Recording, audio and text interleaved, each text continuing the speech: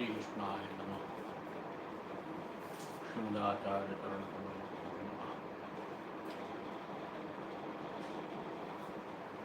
આપણે જોયું પુષ્ટિ સંપ્રદાય શ્રીમદ વલ્લભાચાર્ય ચરણ દ્વારા પ્રવર્તિત સંપ્રદાય છે અને આચાર્ય ચરણ આ માર્ગના સર્વોચ્ચ ગુરુ છે. જે પણ અનુયાયી આ સંપ્રદાયમાં દીક્ષિત હોય, આ સંપ્રદાયને પોતાનો સંપ્રદાય માનતો હોય, એમને ગુરુ શ્રીમદ વલ્લભાચાર્ય ચરણમાં દ્રઢ શ્રદ્ધા, વિશ્વાસ અને એમની વાણીમાં નિષ્ઠાથી આચરણ કરવું, એમની વાણીનું નિષ્ઠાથી આચરણ કરવા પ્રયત્ન કરવો જોઈએ. આ પ્રથમ કર્તવ્ય છે. પુષ્ટિ માર્ગી તરીકેનું પ્રથમ કર્તવ્ય છે ગુરુ શ્રીમદ વલ્લભાચાર્ય ચરણમાં દ્રઢ વિશ્વાસ રાખવો. જ્યારે જ્યારે ગુરુનો ઉલ્લેખ કરવામાં આવે ત્યારે શ્રી મહાપ્રભુજીને જ સૌથી મોટા ગુરુ માનવાનું. આ સંપ્રદાયના ગુરુ શ્રીમદ વલ્લભાચાર્ય ચરણ પોતે જ છે. અમારા અને તમારા બધાના ગુરુ શ્રી મહાપ્રભુજી છે. ગુરુમાં દ્રઢ વિશ્વાસ હોય, શ્રી મહાપ્રભુજીમાં દ્રઢ વિશ્વાસ હોય તો આ માર્ગની સાધના ફલીભૂત થઈ શકે છે. અન્યથા ગુરુમાં વિશ્વાસ ન હોવાથી ગુરુના કહેલા વચનોમાં પણ વિશ્વાસ આવતો નથી અને એના પરિણામે સાધના કરવાથી ફલ સિદ્ધિ થતી નથી.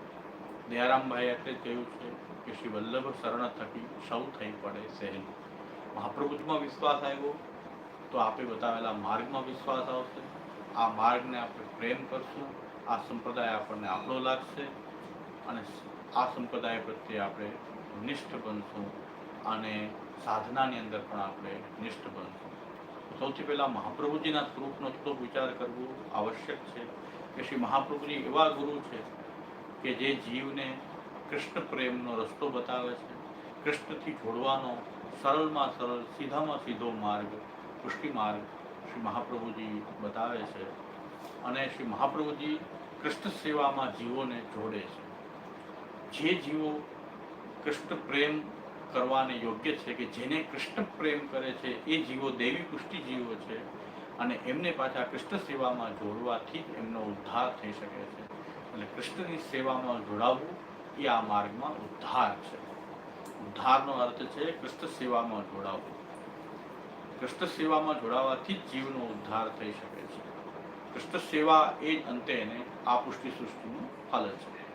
એટલે ભગવાન શ્રી કૃષ્ણ તરફ લઈ જનારો માર્ગ જ આ પુષ્ટિ માર્ગ છે અને મહાપ્રભુજીના દરેક વાણીનો, ઉપદેશનો, શબ્દનો અર્થ જ શ્રી કૃષ્ણ છે.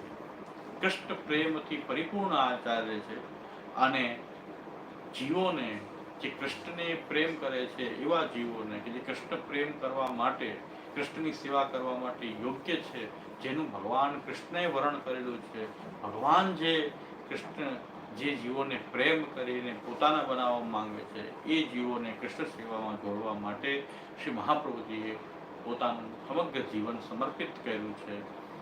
એવા મહાન આચાર્ય કે જેમણે 11 વર્ષની અવસ્થાથી પોતાનું ઘરનો ત્યાગ કરી ખુલ્લા ચરણથી કેવલ ધોતી ઉપરણા અને ભગવત સ્વરૂપને એ સાથે રાખી અને આખા ભારતનું પરિભ્રમણ કર્યું. 3 વાર ભારતનું પરિભ્રમણ ખુલ્લા ચરણથી કર્યું અને કોઈ પણ વસ્તુનો સંગ્રહ કર્યા વગર કેવલ ધોતી ઉપરના ભાગવતની પોથી અને ભગવત સ્વરૂપ એ શ્રી આચાર્ય ચરણ સાથે રાખી અને આખા ભારતનું પરિભ્રમણ કર્યું અને જીવોને કૃષ્ણ સેવામાં જોડવાનો એક મિશન કહ્યો તો એક મિશન કહી શકાય કે શ્રી આચાર્ય ચરણનું મિશન છે દેવી જીવોનો ઉદ્ધાર કૃષ્ણ સાથે જોડાવાથી જ થઈ શકે. શ્રી કૃષ્ણ એટલે પરમ બ્રહ્મ પરમાત્મા પુરુષોત્તમ ભગવાન શ્રી કૃષ્ણ અને કૃષ્ણ સેવા અને કૃષ્ણ ભક્તિનો સરળમાં સરળ માર્ગનો ઉપદેશ કરનાર આપણા ગુરુ શ્રીમદ વલ્લભાચાર્યજી છે કે જેમણે કોઈ મઠ, કોઈ મંદિર, કોઈ આશ્રમ, કોઈ પીઠ એ સ્થાપ્યું નથી, કોઈ હવેલી, કોઈ મહેલ, કોઈ મહાલય પણ સ્થાપ્યું નથી અને 11 વર્ષથી લઈને 30-32 વર્ષની અવસ્થા સુધી આપ નિરંતર પરિભ્રમણ કરતા રહ્યા અને કૃષ્ણ સેવાનો માર્ગનો ઉપદેશ કરતા રહ્યા અને જ્યારે આપ સ્થિર નિવાસ અડેલમાં બનાવ્યો ત્યારે પણ એક પર્ણકુટીમાં બિરાજીને આપે નિવાસ કર્યો. આપનો આવો મહાન વૈરાગ્ય ત્યાગ આ પુષ્ટિ સૃષ્ટિ માટે અવિસ્મરણીય છે. તો ચાલો આપણે પણ બધા શ્રી મહાપ્રભુજીના માર્ગમાં ચાલવાનો નિષ્ઠાપૂર્વક પ્રયત્ન કરીએ. શ્રી વલ્લભાદેવ.